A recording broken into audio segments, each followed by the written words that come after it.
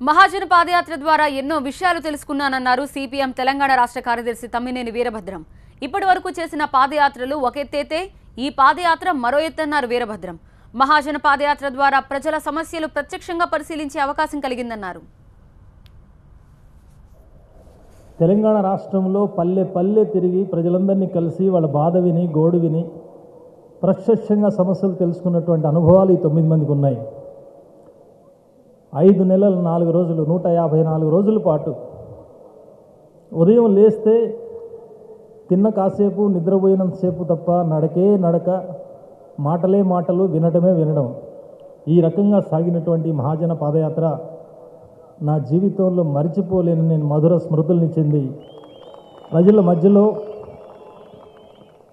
మధ్యలో ఉండడం నాకు కొత్త కాదు, పాదయాత్ర చేయడం కూడా కొత్త కాదు.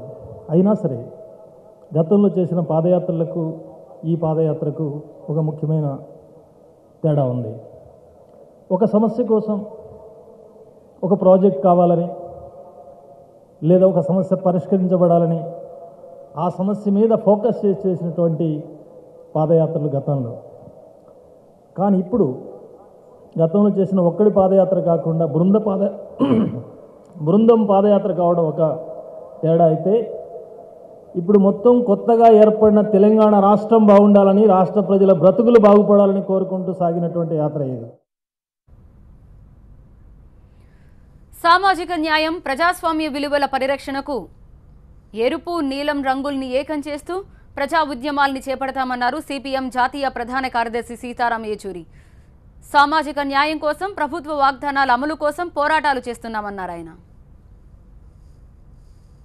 పోరాటాలు చేయాలంటే ఇవాళ ఈ ఎర్ర జెండా, ఈ నీల జెండా అంటే లాల్ సలాం జై భీమ్, ఈ 2 స్లోగన్స్ కలిసి మళ్ళీ అదే ఇంకలాబ్ జిందాబాద్ అనే స్లోగన్ వరకు అది చేరకపోతే ఈ రకమైన దాడులు ఏవైతే జరుగుతున్నాయో వాటిని మనం తట్టుకోలేము. అలాంటి పరిస్థితుల్లో బంగారపు తెలంగాణ, బంగారపు భారతదేశం అనే స్లోగన్స్ ఇవేవి మనం దాన్ని అచీవ్ చేయలేము. ఇప్పుడు ఆ పరిస్థితుల్లో ఇవాళ మా పార్టీ కట్టుబడి ఉంది, మార్క్సిస్ట్ పార్టీ.